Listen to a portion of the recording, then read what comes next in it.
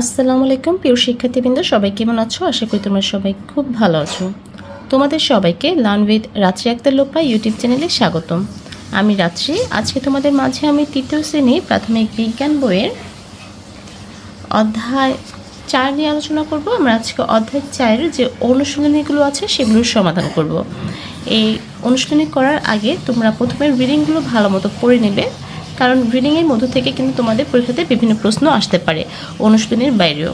Are reading পড়লে কিন্তু তোমাদের অনেকটাই সহজ হয়ে যাবে, মুখস্থ করার প্রয়োজন হবে না। তাই তোমরা প্রথমে কয়েকবার বুঝে বুঝে রিডিংগুলো পড়বে। আমি আজকে রিডিং নিয়ে আলোচনা করব না, আমি শুধু অনুশীলনীর প্রশ্ন উত্তরগুলো নিয়ে আলোচনা করব। দেখো, আমাদের অধ্যায়ের নাম হচ্ছে পদার্থ, ঠিক আছে? আমি যদি সংক্ষিপ্ত বলি, পদার্থ কী বলো তো? দেখো, আমাদের চারপাশে কিন্তু অনেক রকমের বস্তু আছে, প্রতিটি জিনিসই কিন্তু কোনো না কোনো পদার্থ, ঠিক আছে? কিন্তু সব পদার্থ কিন্তু একই রকম নয়। আচ্ছা, এটা আমাদের বুঝতে হবে। যেমন আমি যদি তোমাদের উদাহরণ দিই পদার্থের, যেমন আমি যে বইটা ব্যবহার করছি সেটাও একটা পদার্থ, যে কলম ব্যবহার করছি সেটাও একটা পদার্থ।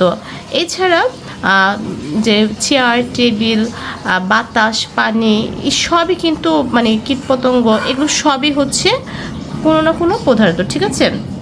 আর পদার্থটা কি? যার ওজন আছে, আয়তন আছে, তাকেই বলা হয়ে থাকে পদার্থ, ঠিক আছে? আর পদার্থের বিভিন্ন বৈশিষ্ট্য আছে না, আর সব পদার্থ কিন্তু একরকম না, কিন্তু সকল পদার্থের কিন্তু আয়তন থাকবে, এটাও বুঝতে হবে, আকৃতি থাকবে, ঠিক আছে? তো এই অধ্যায়ের মাধ্যমে আমরা পদার্থ সম্পর্কে জানতে পারবো। পদার্থের কিন্তু 3টি অবস্থা, একটা হচ্ছে তরল, কঠিন এবং বায়বীয়, এই 3টি অবস্থায় পদার্থ পাওয়া যায়। এই সম্পর্কে তোমরা এই অধ্যায় পড়লে ভালো মতো বুঝতে পারবে।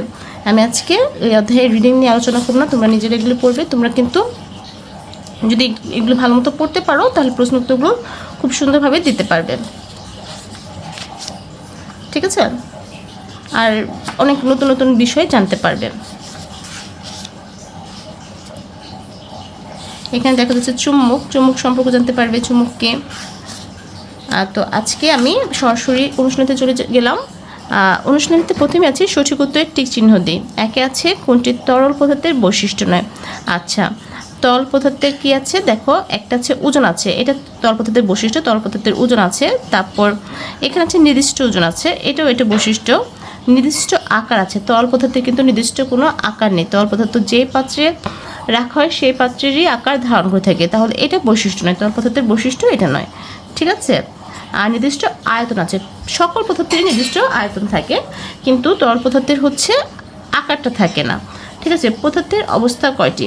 আমরা জানি পদার্থের অবস্থা হচ্ছে 3টি। প্রথমে বললাম যে তরল, গ্যাসীয় এবং কঠিন পদার্থ, ঠিক আছে? তাহলে পদার্থের অবস্থা হচ্ছে 3টি। তারপর পানি ও বায়ুর কোন বৈশিষ্ট্যে মিল আছে? পানি ও বায়ুর বৈশিষ্ট্যে মিল আছে হচ্ছে নির্দিষ্ট কি আছে বলো তো? নির্দিষ্ট আয়তন আছে, ঠিক আছে? পানি ও বায়ুর কি আছে? নির্দিষ্ট আয়তন আছে, এটা হবে এটা। তারপর শব্দগুলো থেকে সঠিক শব্দ নির্বাচন করে শূন্যস্থান পূরণ করি। আচ্ছা, এখানে আছে কতে অর্ধেক পানি সহ একটি গ্লাসে এক টুকরো পাথর ফেললে গ্লাসের পানির উচ্চতা কী হবে? অর্ধেক পানি সহ একটি গ্লাসে যদি পাথর ফেলা হয় গ্লাসে পানির উচ্চতা কী হবে? বাড়বে। এখানে হবে হচ্ছে বাড়বে, বাড়বেটা এখানে হবে বাড়বে।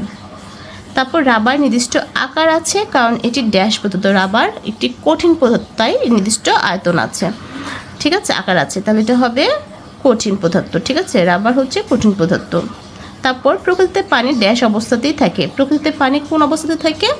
তরল অবস্থাতে থাকে। আমরা প্রয়োজনে এটাকে কঠিন করি কিংবা বায়বীয় করি, ঠিক আছে? পানি হচ্ছে সাধারণত তরল অবস্থাতেই থাকে, এটা হবে তরল। তারপর লৌহ জাতীয় পদার্থ এক ধরনের ড্যাশ পদার্থ। লৌহ জাতীয় পদার্থ এক ধরনের কি? চুম্বক পদার্থ, এটা হবে চুম্বক,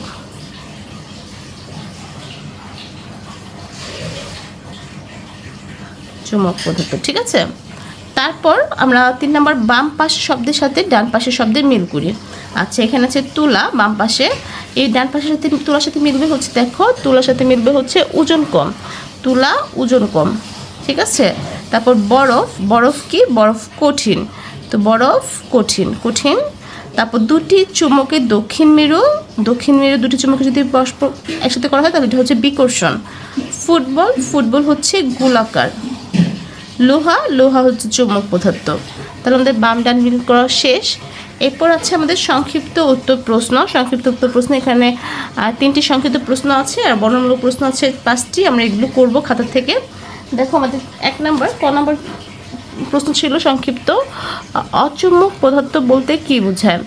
অচৌম্বক পদার্থ হচ্ছে, উত্তর হবে অচৌম্বক পদার্থ বলতে সেসব পদার্থকে বোঝায় যেসব পদার্থ চৌম্বক পদার্থ কাছে টানে না। ঠিক আছে, যেমন কাগজ, মাটি, প্লাস্টিক। তাহলে অচৌম্বক পদার্থ কি? যেসব পদার্থ চৌম্বক পদার্থকে কাছে টানে না, যেমন গ্লাস, কাগজ, মাটি, প্লাস্টিক। এগুলো কিন্তু চৌম্বক পদার্থের সাথে আনলে এগুলোর মধ্যে একটা আকর্ষণ সৃষ্টি হয় না। তারপর খ নাম্বার, একটি দ্বন্দ্বচুম্বক কখন অপর একটি দ্বন্দ্বচুম্বককে আকর্ষণ করে?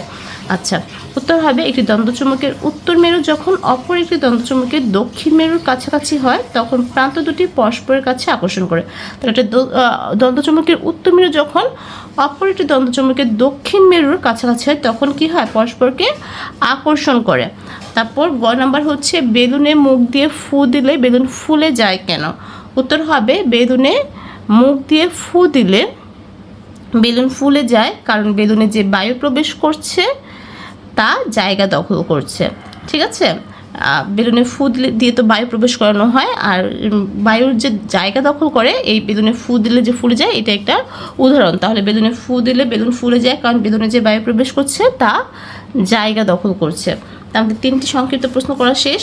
এরপর আমাদের হচ্ছে বর্ণনামূলক প্রশ্ন। প্রথমটা হচ্ছে দৈনন্দিন জীবনে ব্যবহার করি এরূপ 3টি বস্তুর নাম এবং তাদের দায়িত্বশীল ব্যবহার লেখে। উত্তর হবে দৈনন্দিন জীবনে ব্যবহার করি এরূপ 3টি বস্তুর নাম হলো পানি, বই, গ্যাস। এদের দায়িত্বশীল ব্যবহার হচ্ছে পানি। পানি হচ্ছে অপ্রয়োজনীয় পানি নষ্ট করব না, কাজ শেষ হলে পানির ট্যাপ বন্ধ রাখবো। বই, বই পাঠ করে জ্ঞান অর্জন করা যায়, পড়া শেষ হলে বই নির্দিষ্ট স্থানে রেখে দেব। এটা হচ্ছে দায়িত্বশীল ব্যবহার। গ্যাস, গ্যাস একটি প্রাকৃতিক উপাদান। রান্নার কাজ শেষ হলে গ্যাসের চুলা বন্ধ রাখবো। চলাফেরার জন্য সাইকেল কিংবা পাবলিক বাস ব্যবহার করব, তাহলে কিন্তু গ্যাসের অপচয় কম হবে। ঠিক আছে, তারপর খ নাম্বার প্রশ্ন ছিল হচ্ছে বর্ণনামূলক প্রশ্ন, যে উপরের ছবিগুলোতে যেসব পদার্থ হচ্ছে তার তালিকা তৈরি করি এবং পদার্থের অবস্থার উপর ভিত্তি করে শ্রেণী বিভাগ করি। আচ্ছা, এই ছবিগুলোর মধ্যে এটা হচ্ছে ফ্যানের ছবি দেখতে পাচ্ছ, এটা তেল, পুতুল, এটা হচ্ছে পানির গ্লাস, এটা হচ্ছে ফলের জুস। তারপর এটা হচ্ছে কেটলিতে তাপ দিচ্ছে এবং বাষ্প কী হচ্ছে, বাষ্প আকারে বের হচ্ছে। এগুলো হচ্ছে মার্বেল, বই, পাথর। এখানেও হচ্ছে চুলাতে পানি জাল দিচ্ছে এবং বাষ্প বের হচ্ছে। এটা হচ্ছে কাচের জার আর এটা হচ্ছে ছুরি। এগুলো তালিকা তৈরি করতে হবে। ছবিতে পদার্থের অবস্থার ভিত্তি করে শ্রেণীবিভাগ করতে হবে। আমরা জানি পদার্থের অবস্থা হচ্ছে 3টি, কঠিন, তরল এবং বায়বীয়। আচ্ছা, আমরা যদি লিখি উপর ছবিতে যেসব পদার্থ আছে তার তালিকা নিচে তৈরি করা হলো। কঠিন পদার্থ ফ্যান, পুতুল, গ্যাসের চুলা, মার্বেল, বই, পাথর, কাচের জার, ছুরি। এই জিনিসগুলো হচ্ছে কঠিন পদার্থ। তরল পদার্থ হচ্ছে তেল, পানি, ফলের রস। এগুলো হচ্ছে তরল পদার্থ। আর বায়বীয় পদার্থ হচ্ছে ফ্যানের বাতাস, জলীয় বাষ্প। ঠিক আছে, বায়বীয় পদার্থ ওই যে ফ্যান থেকে যে বাতাস আসছে সেটা হচ্ছে বায়বীয় পদার্থ, এবং এই যে জলীয় বাষ্পগুলো বের হচ্ছে পানিতে তাপ দেওয়ার কারণে এগুলোকে বলা হয়ে থাকে জলীয় বাষ্প। এগুলো হচ্ছে বায়বীয় পদার্থ। তাহলে আমরা পদার্থের 3টি অবস্থার উপর ভিত্তি করে এই ছবিগুলোকে কী করলাম, ভাগ করে দিলাম। আজকের ক্লাসটি হচ্ছে এই পর্যন্তই। কেমন লেগেছে ক্লাসটি অবশ্যই আমাকে কমেন্টস করে জানাবে। ভালো লাগলে অবশ্যই বন্ধুদের সাথে শেয়ার করবে, আর আমার চ্যানেল নতুন হয়ে থাকলে সাবস্ক্রাইব করতে ভুলবে না। সবাই ভালো থাকো, সুস্থ থাকো, আল্লাহ হাফেজ।